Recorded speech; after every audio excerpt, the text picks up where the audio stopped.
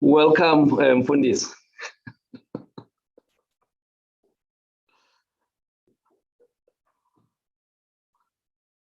Please unmute. Good evening, Doc. How are you? I'm all right, and how are you? We are actually live, so I won't do much introduction. I need to welcome the people, then I'll introduce you properly. Thank you. Thank you. All right, welcome, welcome. All right, the time now is 6 p.m., 18 hours. My name is Dr. Fundi Lenyati. I am the host of the Dr. Fundi Digital Health Channel. Welcome to everybody who has tuned in to our first show of the year 2022, joining us via Facebook, via YouTube, via Twitter, via Instagram. We welcome you all. We're saying thank you for making time to join us. We have a special guest today. And I'm gonna introduce him properly.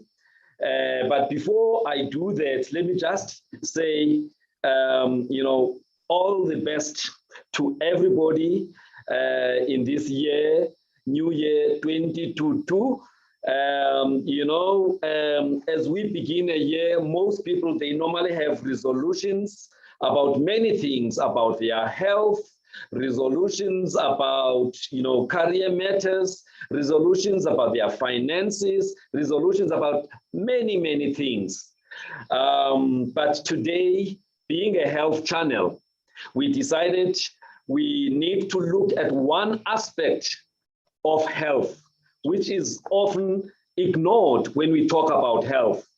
There is a professor of biomedical ethics from the US Kennedy Institute of Ethics in Georgetown, Dr. or Professor Daniel Sumalsi.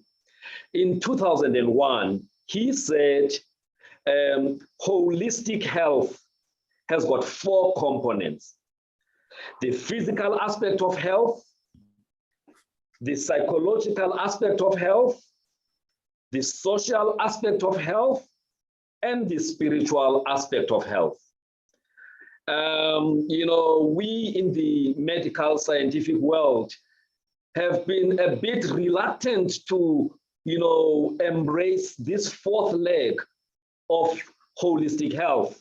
There are many reasons. People say, but you can't prove this, you can't prove that. But the bottom line is, when the chips are down, when people are in ICU, and they are having oxygen through a ventilator, one aspect that becomes important is their connection on the spiritual side. So we felt in the channel, Dr. Fundi channel, being a health channel, we will kickstart the year with a spiritual, a message, a spiritual dose, so that as we go forward, after 2 years of enduring all the challenges that come with the COVID-19 and other issues, we should start our year with a spiritual dose.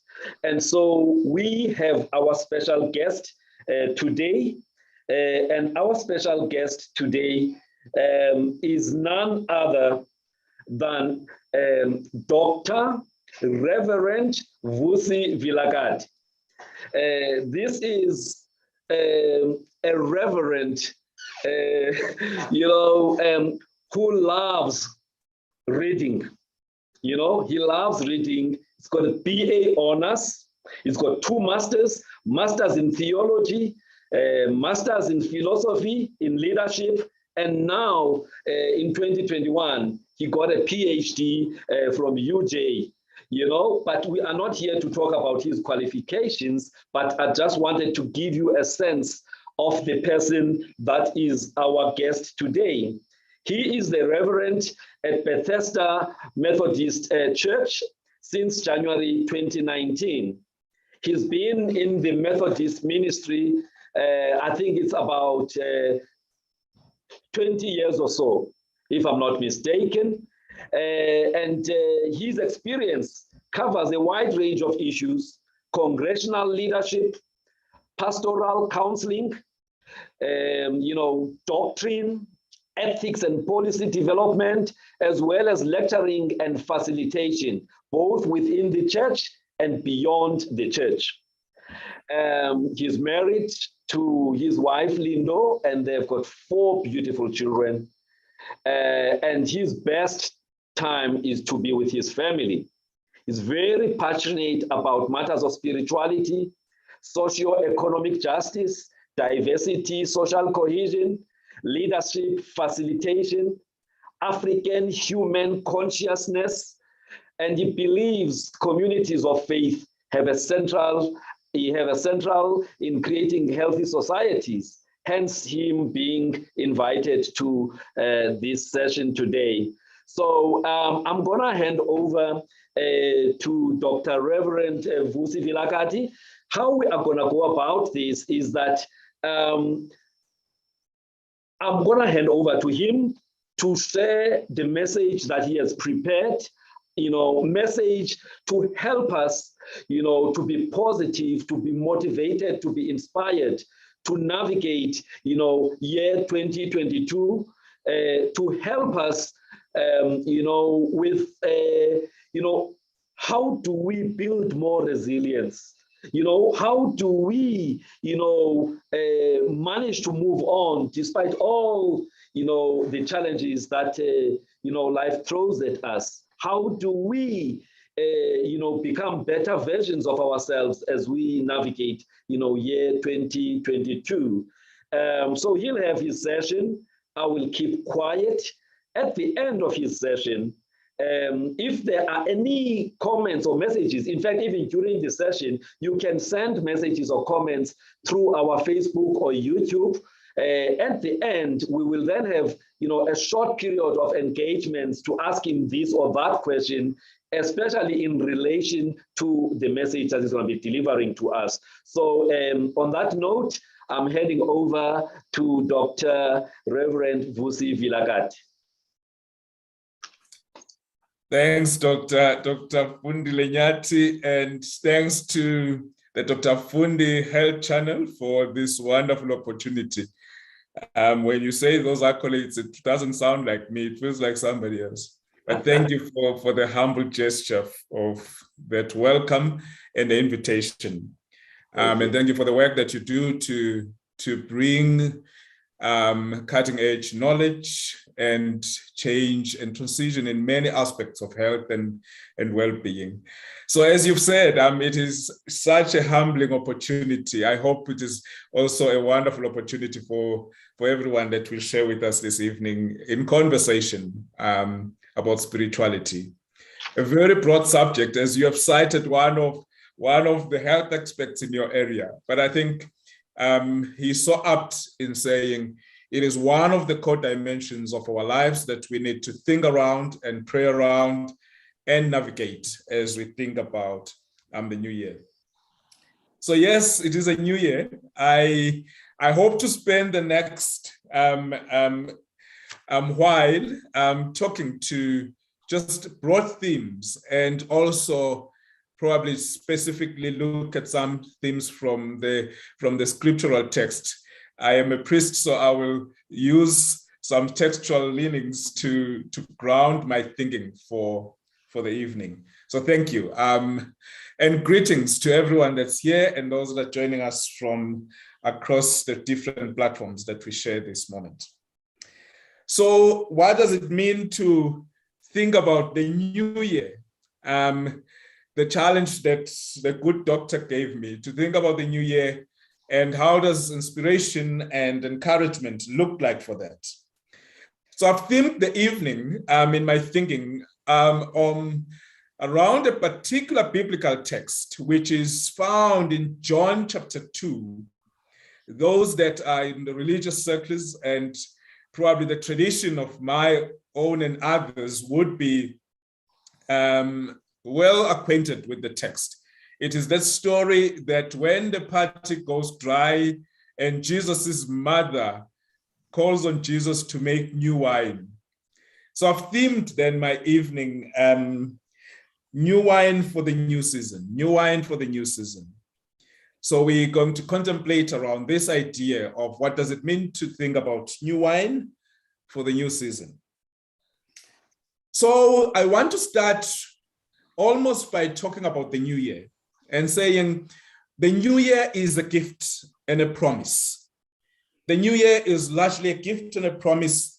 At the surface, it is the turning of just a page into another day, and it is the turning into another day, another week, another year, and it is just the turning of one night into another, as it were.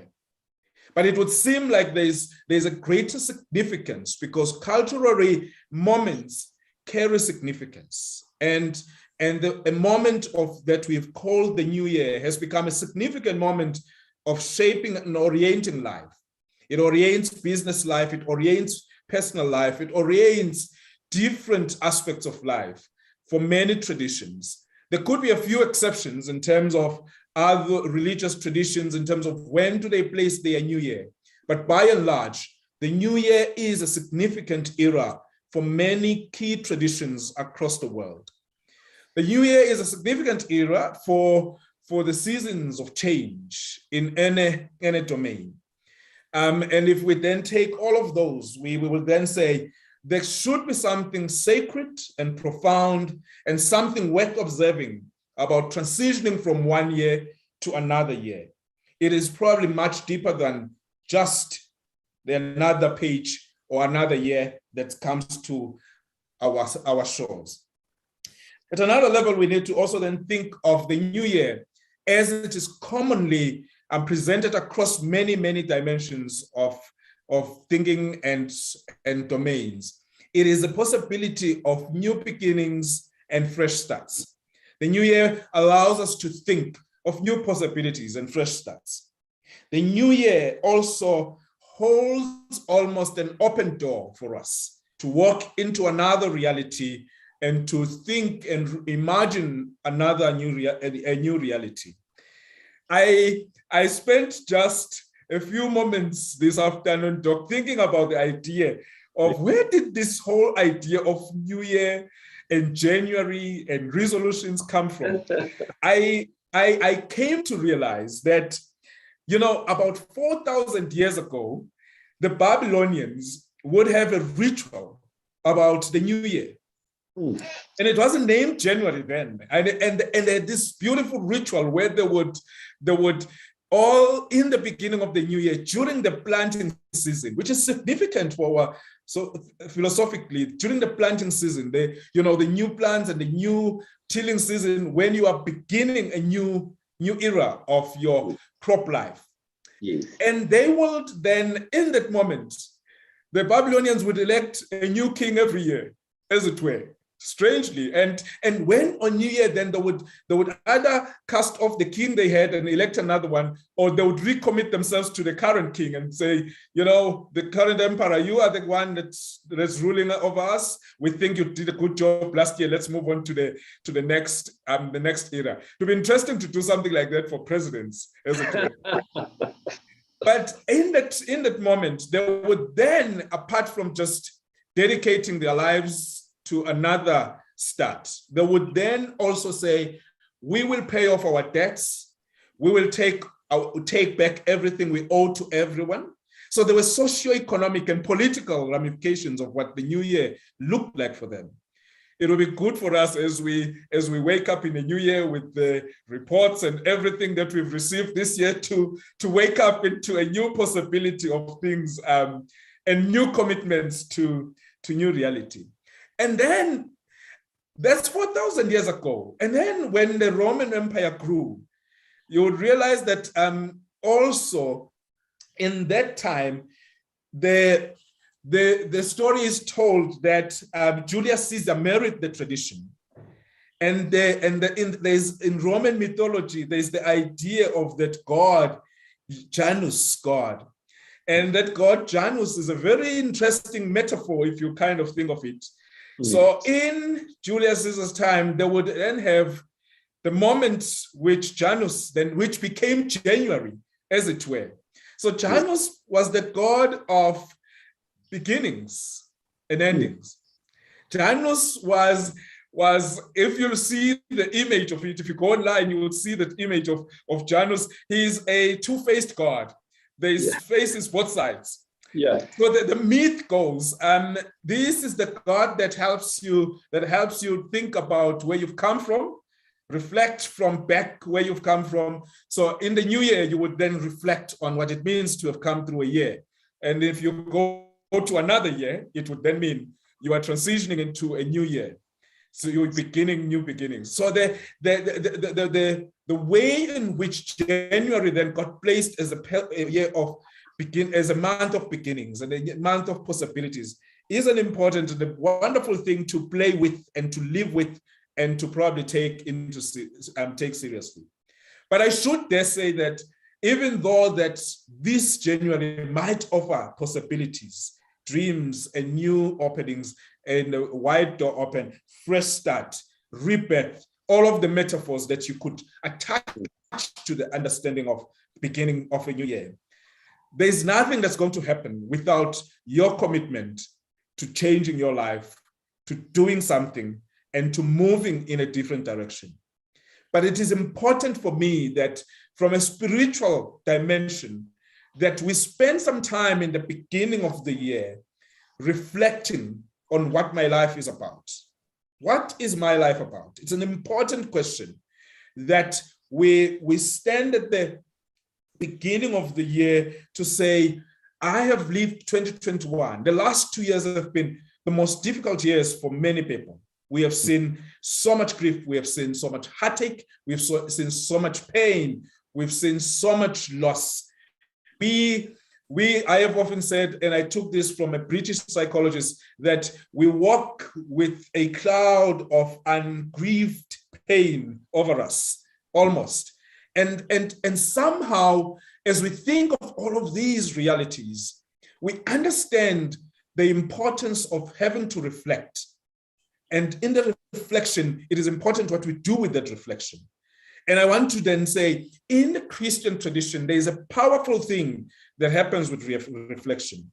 In reflection, we do, at the most basic, we offer thanks and we commit and ask God to look at certain things. So we may offer thanks, gratitude for the things that have gone well. We may give thanks to God for successes that have gone well in 2021. We may give God thanks for providence and grace and saving grace across that year. We may give thanks to God for achievements and just the hope and the resilience to keep on going and amidst everything. We can give thanks to God for our loved ones, our families, our businesses, and all of the things. So it is an important time in the beginning of the year to take stock and say, we want to give thanks. So even if you don't have anything to give thanks for, but the gratitude metaphor in all religious spectrums, it is a very important virtue for every religious person to hold spaces in their latitude of life to be able to say, I'm grateful for this moment. So, and we do something else in the Christian religion. So we do three things in total. We say thank you, we say sorry, and we say please. So as we teach our children, that's very basic things we teach our children, a call to our life as spiritual beings, a call. The capacity to be able to say thank you is a very important virtue. And the capacity to then say, we are sorry. So in reflection, we also then look at the places where our lives were an impediment to our very selves, where we have betrayed ourselves in terms of our own goals, in terms of the places when we have not invested ourselves enough into things, the places where we've ignored intuitions and the nudges, and the places where we've let our own selves down. So that's the first place. But the places where we've let those around us down, our vital relationships and an important dimension. So we come to contemplate what it means to have let ourselves down. And in doing that, we hand that over to God. I don't know in other religions, where do you place that? But in the Christian religion, it's the moment where you say, for these things, oh God, I am sorry. And if we do it at a personal level, you can do it at a family level. You can do it at an organizational level where you reflect. Some people use what they call SWOT analysis, whatever those things that you clever doctors like yourselves would know better than me. But the truth is, there's the capacity to look in the mirror and see when you've erred is a gift.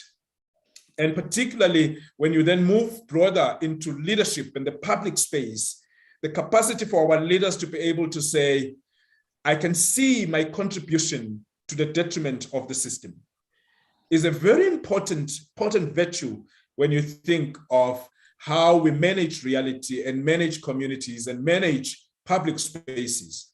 So then the Christian religion calls us to say thank you, to say sorry, but then to say please.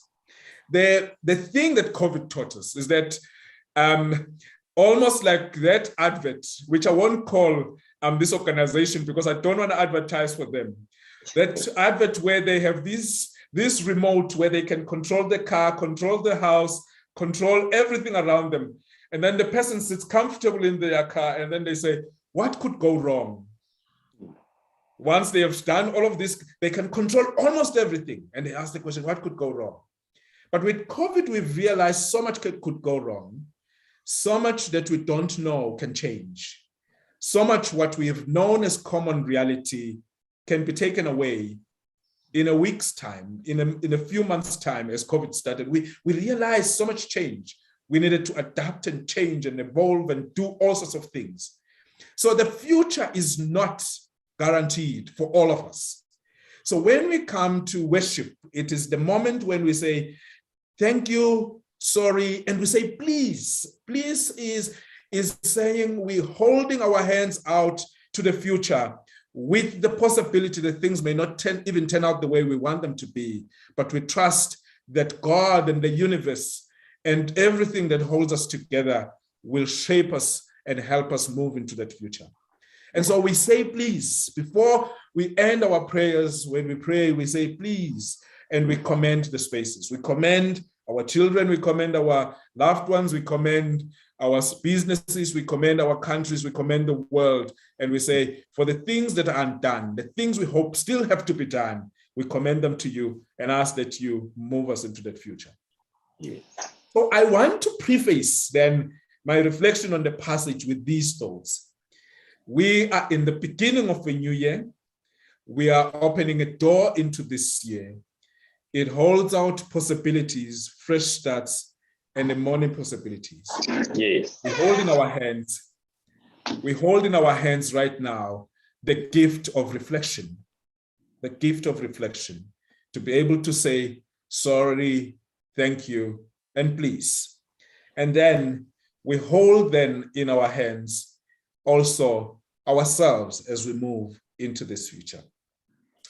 So I want to use the passage that's in John chapter 2 as a basis of my reflection in terms of, once we have reflected, what are some of the things we can begin to think around and work around as we reflect and go into this future?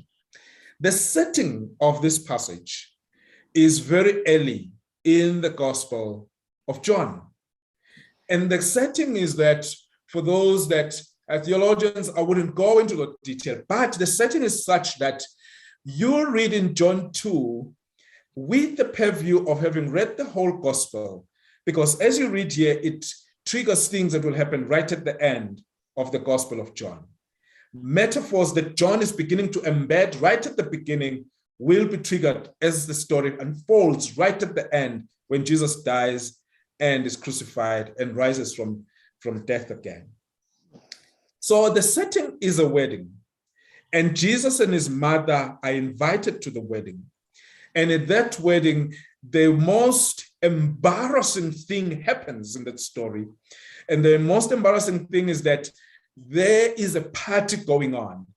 as a party in the Jewish culture would happen, a wedding party would happen for about 7 days, 7 to 8 days. So somehow on the third day, they run out of wine. And as they run out of wine, what then happens in the story is that the story could have just continued. They run out of wine. It's an embarrassing moment. We talk about it, all of us, as we go home. Hey, what a boo-boo. And what happened there?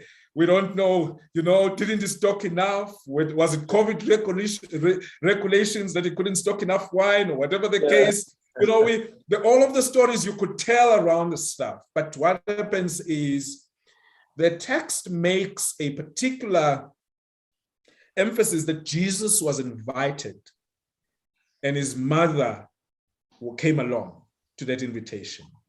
So there's a sense in which Jesus' invitation to this party is an important detail for John, that Jesus is invited to a party. So let's talk about the invitation. It's an important idea that when we think of God and the reality of God and the presence of God in the world, is that God is a reality beyond reality. But for God to enter into our lives and to take charge of our minds and hearts and realities, there has to be that mutual kind of way of interaction.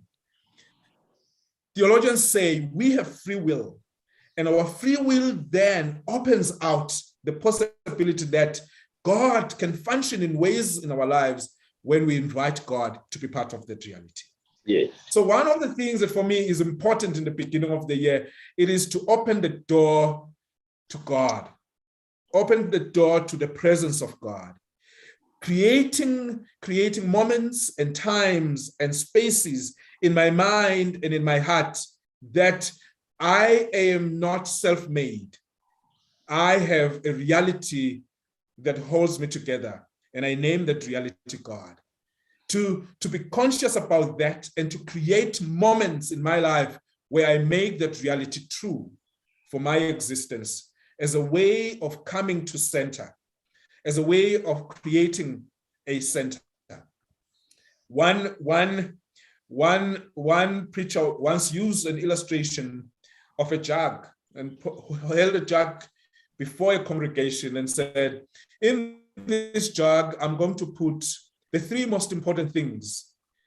And once I've put those 3 most important things, you can pour as much water around it, but they won't displace the 3 most important things in this jug. And for him, it was, I am going to put God, I am going to put prayer, I am going to put my vital relationships in this jug. And I don't want those things to be displaced by anything else. And somehow for me, in the beginning of this year, the thing that I want to put first in that jug is the idea that my life is held together by God. I want to hold on to that. So in this wedding, Jesus is invited to be part of that celebration. Then for other people, they may think, then what other things do you want to put as your core things that you don't want to displace? Regardless of your activity this year, what are the core things, fundamental things that don't want to be displaced by anything? Your commitments. What commitments don't you want to be displaced? Who are your key stakeholders that you don't want to be displaced by anything? Who are your vital relationships that you don't want to be displaced by anything? So you can then say, once I've put these things, everything else that I pour on top can't displace these vital things. I call that the core of my life in any given moment. So Jesus was invited. That's important for me to recognize in this text. The next thing that is important is that Jesus is invited to a party. Put aside the fact that it's a wedding, it's a party. There is something about life that is supposed to be a celebration. Something about life in its very nature that we're supposed to celebrate every day, every moment, that we make life a form of a celebration. So in thinking about life and thinking about this year, it could be important for us to think about how are we going to make life a real party. We've seen so much gloom, we've seen so much pain, but how do we restore life, vitality, goodness, and something that can be celebrated? There are theologians that venture to even say Jesus was a party animal at levels. He has celebrated a good party. He celebrated a good story of fellowship and being with people.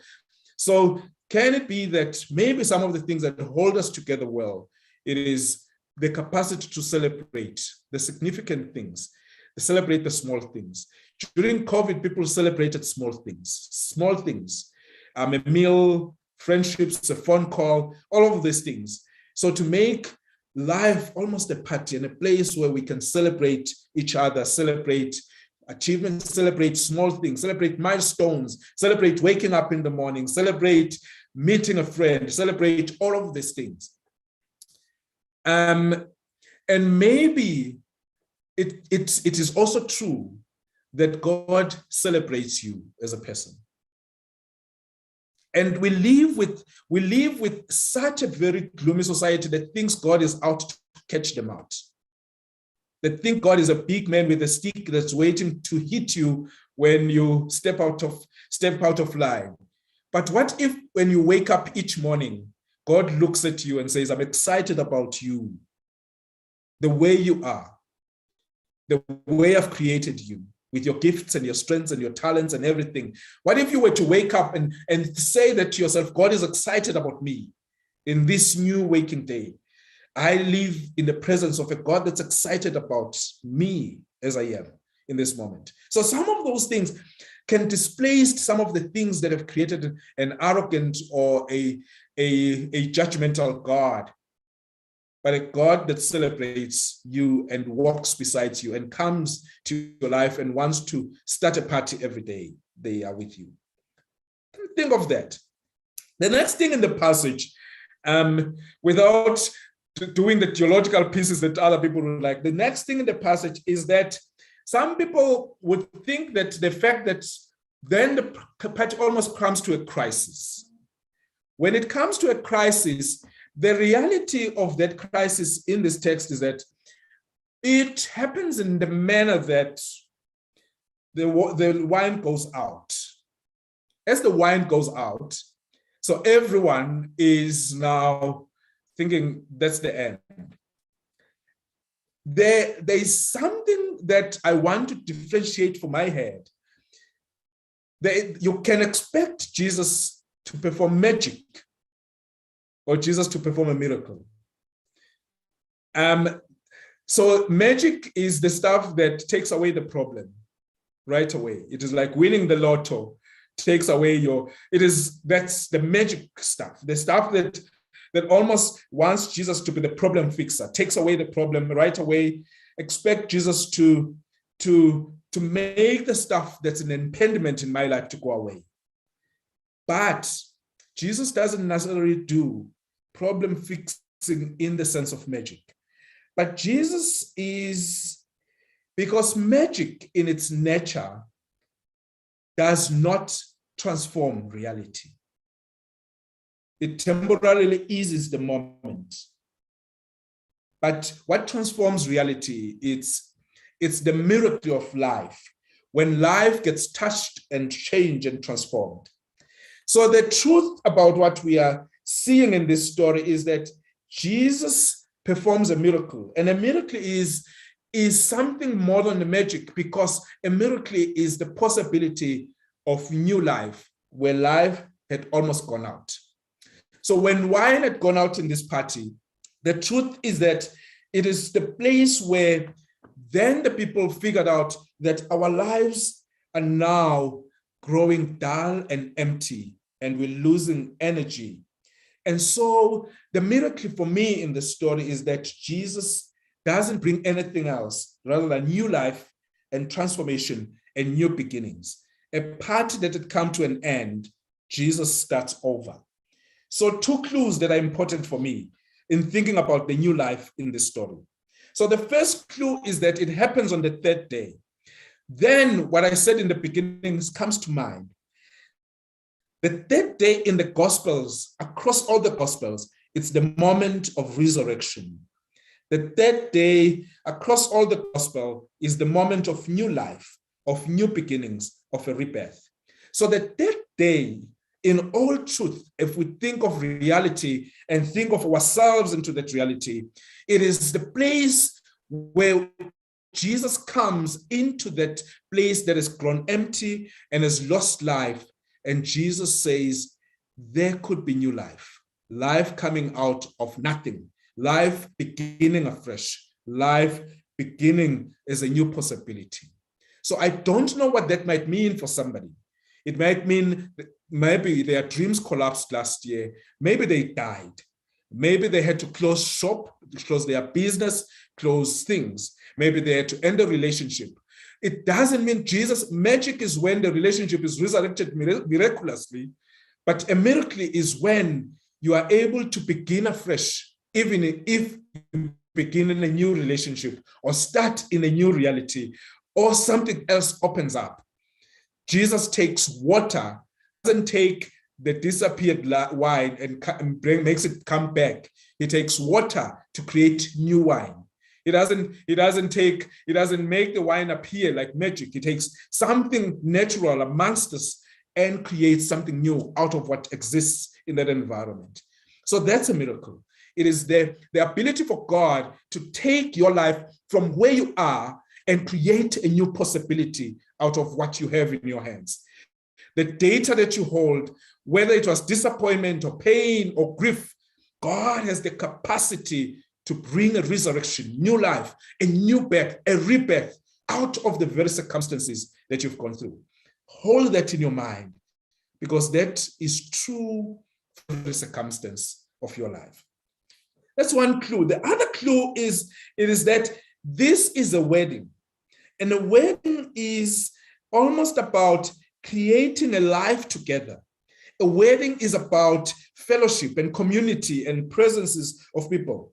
Weddings are beginnings that open a future of possibility. Weddings are beginnings that say, I am willing to attach myself to somebody that I don't sufficiently know. I know enough to say I can commit to them, but I want to start a life with them. And if I start the life with them, I am open to all the possibilities of the future. So as you start this year, it may be important that you are able to take calculated risks, brave risks, that you can start new possibilities, start new collaborations, start new connections, create new realities, even if you don't see the end of the staircase, but start walking onto that stairway, because you are walking into a future that can only shape what it is that might come out at the end. So what do I mean by wine running out? What do I mean by that concept? Because I've avoided it up until now. What do I mean by wine running out? Maybe for wine running out means the beginning of something new. In one sense, it might mean the beginning of something new. But probably when wine has run out, it is an invitation for you to consider other possibilities. So wine can go out in a number of places. The loss of wine is when our lives feel empty. You wake up and your life feels empty. You go to bed, you wake up at 2 a.m., your life feels blank. You wake up, your life feels colorless. You wake up and you feel the dry taste and the odorless taste of your life, and it feels tasteless. And in the many variations of what that might mean for you. Nothing is the time when wine runs out. It's the time when nothing seems to be growing within you. When wine has run out, it's the time when nothing is fermenting, taking shape, growing, and finding expression. When wine has gone out is when there's no more vibrancy, no more passion for anything. When wine has gone out is when the wine that seems to be there has even gone out of taste. It feels like vinegar. That's, in a sense, the meaning of what wine might go out. And let me just say, wine can go out for families, for individuals, for relationships, for organizations, for countries, and for the world. When we go through calamities and we go through traumatic moments as a world, and you can see no one can touch a sense of goodness. We feel just the hardness of our human condition, and we don't know what to do or shake it. Something around that could be the metaphor of wine. So what does it mean then for new wine to come? I want to conclude this. I don't want to take forever, Doc. What does it mean then for new wine to come? And what kind of wine are we longing for as this year goes by? I think the wine I am talking about is the wine of love, intimacy, and friendship. The wine of love, intimacy, and friendship, the way that I am going to live this year with a sense that I will take seriously the people that love me and care for me. I will invest in my intimate relationships. I will invest in my friendships. I will invest, and I will grow that kind of ambience and fragrance of the beautiful wine and scent of love, friendship, and intimacy. It could mean the wine of vitality, passion, and even outpouring beautiful ambiances of, dreams, vitality, passion, and dreams.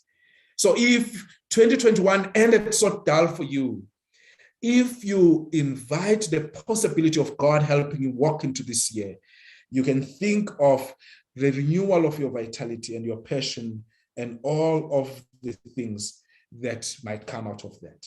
It could be the wine of youthfulness, the wine of strength and health, that as you go into this year, you hold on to the gifts of your health. You do all you can to keep yourself healthy. You do all you can to keep yourself strong. You do all you can to keep that youthfulness. Live your life. Go out as much as you can. Get in touch with those around you. The wine of belief, trust, and faith. The wine of believing in the possibility of good. The possibility of trusting and creating trusting relationships. The wine of holding out faith in difficult moments, even when you go through difficult moments in your family, in your business, and in your leadership circles. As you go through those, hold out that possibility of the wine of belief, trust, and faith. The wine of mercy and forgiveness. Sometimes the things that hold people back is the fact that they haven't forgiven some people in their lives. They haven't let go of circumstances. Forgiveness goes in all kinds of directions. You can forgive realities that happen to you, forgive people, and forgive yourself, and let go of things that still hold you back. Could it be that this Janus, this God of January, or this transition into a new year holds you out into mercy and forgiveness? Be merciful to yourself. Laugh at yourself. Don't take yourself too seriously, but forgive yourself. Detach from things that have held you back for years and continue to hold your imagination captive. Allow yourself to be set free from past realities, past failures. God, when you fall every day, God says, hard luck, get up. It's okay. You failed. Brush yourself up. Let's walk. Let's continue. Then the possibility of peace and joy and security. I pray this possibility even for our country. We are through a very difficult, tumultuous time politically. Pray that we could find a place where we can restore these virtues of peace and a sense of security of citizens, a sense of security in our homes, that we feel like our government is going to deliver. We feel like our government takes us seriously. That sense, peace and security and joy, and justice and dignity and equality, inclusion, hospitality and welcome, truth, knowledge, and goodness. I pray that we could resurrect an atmosphere of something like that. And then there's an important woman in the story, and I want to end with that. The important woman in the story is Mary. Mary is the woman that turns to Jesus and says to Jesus, they have run out of wine. So Mary has two things. She has an eye for the dry places and the empty places. She can see dry spaces, and she can see the possibilities that are happening. So I want us to hold those two things. One, Mary has an eye for the things that have gone dry and empty. May God give us that insight, that as we live our lives, we have the capacity to see the people around us whose lives have gone empty and dry and need our assistance. The spaces that have gone empty and dry in our public life, and we can insightfully point to them and challenge them and speak to them. But Mary also opens the door to the miracle and says to Jesus, you can do something about it. You can do something about it. He opens the possibility. She opens the possibility to the future. Can we be the Marys that see the dry spaces, but opens the door to the possibility of the miracle? And Mary introduces Jesus to the crisis and says, Jesus, I believe you can do something. And I think God can do something about my crisis, your crisis, our crisis. And Jesus can start and renew and bring new wine into every situation. May that inspire you for the year ahead. So Doc, let me end here for now. I want to come and do a blessing at the end, a blessing for everyone. But let me end here. I think there is enough food for thought in all kinds of directions. But thank you for this possibility. I timed myself for 40 minutes, the most. Yes, yes. And you are actually on time.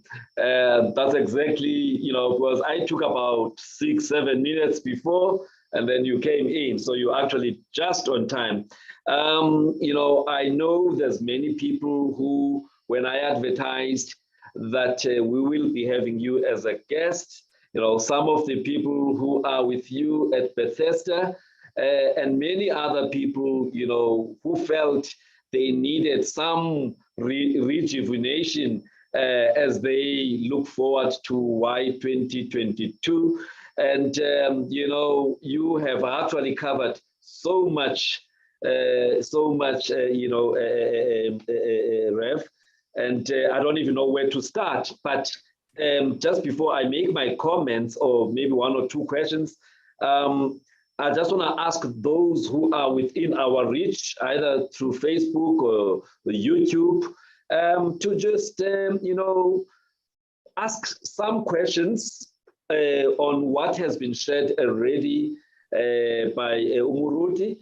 A bit more clarity on this or that, or if there's a specific prayer that they want, in relation to a dry spell, a dry wine situation in their own lives.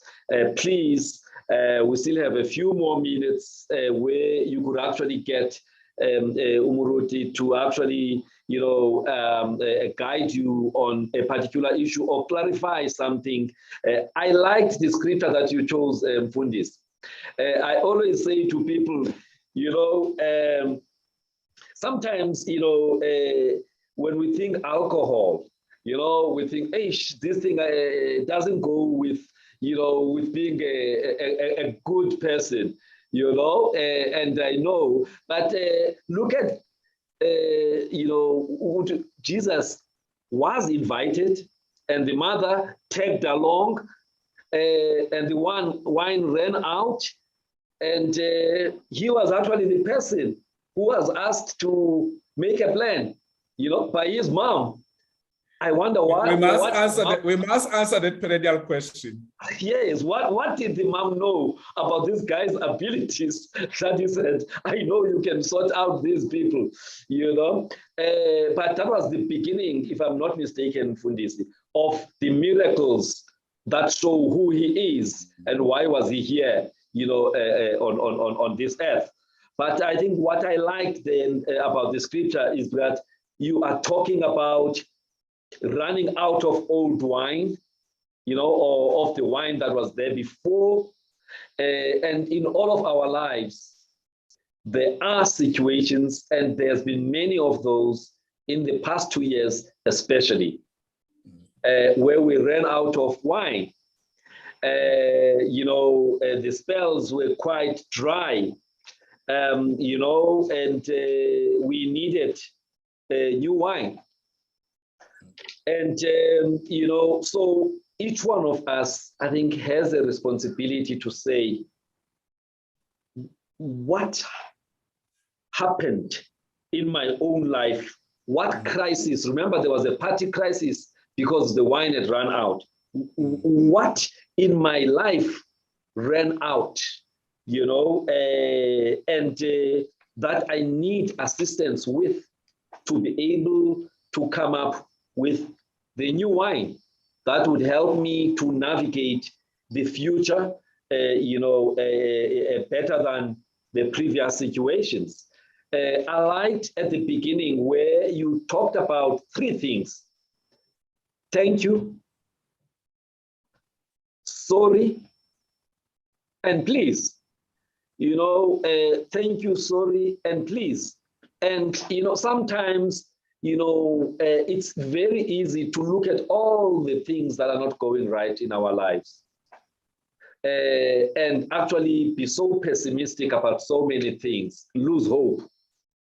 Yet, if you sit down, that is to reflect, like you talked about reflection. We are at the beginning of the year.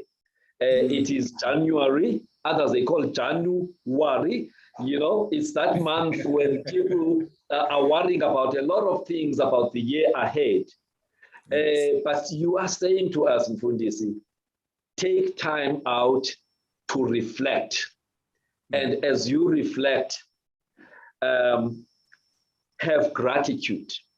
There are things, you woke up, your heart is still beating, you can still breathe, you are not in a ICU where the machines are helping you to breathe. There's so many things that we take for granted, that are actually big things.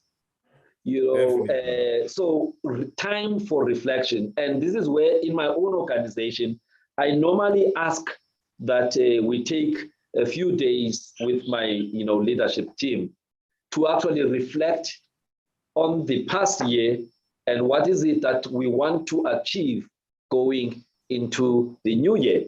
And that is that time for reflection. And if you don't take time out and reflect, then you may see the next year being a continuation of what you perceive as the bad things that have happened. You talked in Fundisi about opening doors to God or to God's presence, and reminding us that we are not self-made. When I was talking to you yesterday, I talked about a master engineer. I said, there's this master engineer up there who planned things for us, and as we from time to time go through challenges, trials, tribulations, we need to connect, because the solutions are there. And those are the solutions towards the new wine that you're talking about, Mfundis. The solutions towards new wine. And all of us have the ability to actually connect, and make sure that we open the doors to God. You talked about the party celebration, celebrating, as people at times, we just want to celebrate the big things, but we forget that the big things are sometimes made up of many small things. And sometimes you need to cultivate the celebration thing, even the small things, celebrate them, because they make you appreciate where you are and where you are going, rather than waiting for the big mega things. So celebration of milestones, achievements, meeting friends, and also reminding us that actually the big guy is not out there to punish us. He's not there to judge us. He's actually there as a cheerleader as well, to help us as we navigate towards that new wine. So Fundisi, for me, my heart is full. You have given me enough, to reflect on, but it's not about me. It's also about the people, the audience, and I've invited them to make comments, and I'm not yet receiving anything. All right, there is something that has come up now. Okay, Sakumzi Ngwevela on one of our channels, he just says, Amen, Fundis. We are unabisa kakuhle lomba, meaning you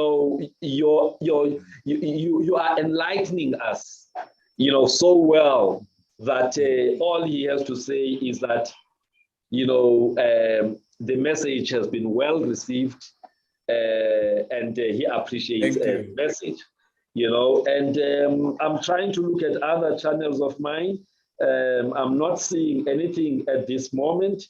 But there's many people for this. I can assure you that definitely said they will be connecting, and I've seen that other people sometimes, when they are happy with the message, they don't want to mess up the message. Yes. They just want to take it, internalize it, and see how to implement that in their lives. You talked, Mfundisi, about situations here where, as people, we must also look at the new wine of being merciful and forgiving. There are many of us in Fundisi that, based on what has happened in the past, something that was done by others to us, we are carrying a lot of anger, resentment. We can't see ourselves forgiving, Mfundis. And, you are reminding us that the new wine, or the new menu for Y2022 must include the ability to forgive. Because how do you ask that, the Almighty to forgive you for your own situations that you are going to do? And the baggage limits your possibilities oftentimes. Exactly. You carry this and you can't even see the next step because there's so much baggage. Exactly. You talked about, letting go of things that hold you back. That anger, that resentment, that has built up over time is actually holding you back. And so maybe forgiveness is not forgetting. You can still remember what happened, but forgive. Individual forgiveness, social forgiveness, and all of those things, Fundisi, this had a particular relevance to me, because it's one of the things I had to work on many, many years ago, to forgive, so that I can open possibilities, of being blessed by not hanging on what has happened to me in the past. Justice, human dignity. You mentioned the issue of Mary, who had an eye to see dry spaces, who had an eye to see possibilities or to open possibilities. So basically saying to us, let's think beyond ourselves. At times around us, there are those who have run out of wine. They are dry. And we have the ability and the possibility to help them with that. And from that, I read that you are saying, doing something to make a difference to the other, not necessarily expecting any gain out of it, more of altruism, philanthropy. And it's something that a number of people tried as they were going through their own issues during COVID. But they started doing stuff for others. And funny enough, it became a good coping mechanism. Not that their own issues had become sorted, but the act of actually having an eye for dry spaces and actually doing something to help those with dry and empty lives and assisting them. It's something that each one of us, it's not only those who've got big pockets, each one of us can do something to make a difference to the other. So those are my comments, Mfundisi. And if there are any messages that are coming through whilst Mfundisi, I will talk to you about them. The time now is 7 o'clock. So Mfundisi, you can, like you had said earlier, it's been a very fulfilling, a very enlightening session, and for this. So thank you, Doc. I think you've summarized it so beautifully. I think you've covered a core element. I often think that the importance of being able to see the needs of the neighbor, from the most basic level, seeing your partner, seeing your children around you, seeing family and relatives that have gone dry. And during COVID, we've had to learn to pick up the phone to check on people. Yes. And we learned that social distancing shouldn't mean social isolation. Those important truths about, creating I often speak of the concept of being human together in a different way because of COVID, and learning to be human in different ways, in new ways, particularly because and in spite of COVID. When you are a leader in an organization, we work in remote spaces now. What does it mean to be sensitive and be like Mary, sensitive to the needs of your team, of the people that you work with when they run dry and empty? How can you become part of their renewal and rejuvenation in those spaces? So in each of these dimensions, we can be a gift ourselves. Yeah. The gospel holds two things kind of pointedly, oftentimes, that there's the gifts that God gives to us, but always those gifts should be en route to somebody else. So we can't just ask for new wine for ourselves. The new wine we receive, life is richer when you receive and you expand the gift and share and allow other people to be touched by the gift that you have received. And in pure religious terms, we are blessed to be a blessing. That key metaphor that rhymes across the Bible, that our lives with God are not meant to be singular relationships with God. They are meant to expand into the dimensions, or all the dimensions of our lives. Yes. I am happy to close it here, but I want to take the liberty of a priest and pray a blessing to everyone that has joined us today. And then you probably can close in the way that the Dr. Fundi channel closes at the end. But let me do a blessing. So my friends and all that gather with us here, I pray that God blesses you this year with mental health, a mind that can think, a mind that's renewed and rejuvenated by the power and the Spirit of God. I pray that you are blessed with wisdom in your mind, imagination, dreams, and intuition, and all of the gifts that a vital mind can be. I pray that God blesses you with that mind. I pray that God blesses you with spiritual health, the capacity to connect deeply at the pace of love and connection with the one that holds the universe together, the one that holds us together. I pray that you have sensations of the power and the Spirit of God enfolding you. I pray that you feel that God is walking beside you each day of this year. I pray that you can sense the whispers of heaven around you. I pray that you can feel the spirit of loved ones nudging and nurturing your soul as you walk into this year. I pray that you will have physical health. I pray that you will feel the sensations of your body. I pray that your limbs will feel free. Your heart will beat in its rhythm, that your body and every nerve and every tissue of your body will be vitalized by the power and the Spirit of God.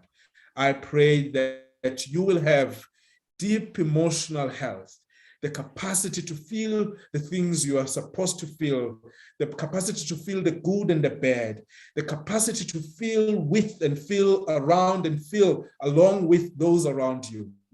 I pray that you are blessed with deep emotional health, emotional intelligence, and emotional deep social connections that will create a good ambience of relationships with you. I pray that God blesses all of your social relationships. I pray that God blesses your vital relationships, your loved ones, your friends, your partners, your spouses, your children, your grandparents, your mothers and your fathers and your uncles and your aunts. I pray that God blesses all of those and keeps you in a rhythm of life-giving relationships and networks. I pray that God blesses you with the wonderful ecosystem in the places where you occupy yourself, with work and all of the place that you put your energy to. I pray that God gives you good professional and ethical energy for all of those spaces. I pray that God blesses you with financial growth and health, that you will grow from one level of success to another, even materially, that you expand to the best of what you can grow to. I pray that all of these dimensions will be held in the hands of a loving and a generous God that smiles at you every day. I pray that you would receive this gift and God blesses you with them.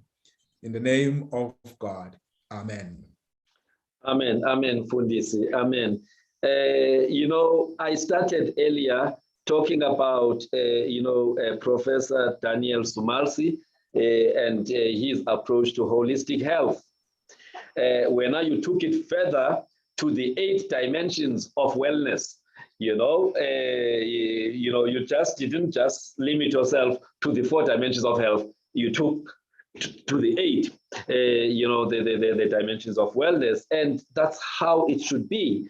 And that movement from just health to wellness includes an element of taking responsibility and being proactive, not just, being reactive and just looking at things as they are, but what can I do to make sure improvement in all of these 8 dimensions. So I was actually quite happy, with that, Mfundisi. So, Mfundisi, if you were a business, bengizawuthi kawusho ukuthi abantu bakuthola kuphi, but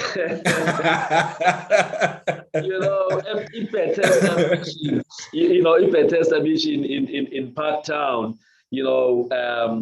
has been doing so well during this time of COVID. It's always done well, but the transition to the new reality of COVID and the online services that you guys have been offering, have been very, very useful. I'm certainly one of the people who every Sunday I get a notification that you guys are starting. But just to those people who are within our reach, ama services abakhona nini, so that people can look at your online or even visit the service. Because I saw today that it was actually a face-to-face kind of service.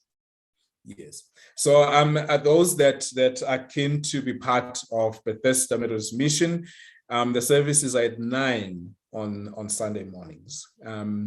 So you can look up both on YouTube and on Facebook and on Twitter, the same Bethesda Methodist Mission. It's the same kind of tagline. So you can find us there and you can join us for the services. But a church offers more than just the worship. It offers pastoral care. One of the things that people have needed the most during COVID is somebody to walk alongside them, somebody to pray with them, somebody to accompany them, somebody to listen to their story. So in your professions, you would charge for those things. In church, we love people, and our love is extended in all forms of care, listening and praying and accompanying people and sitting alongside people.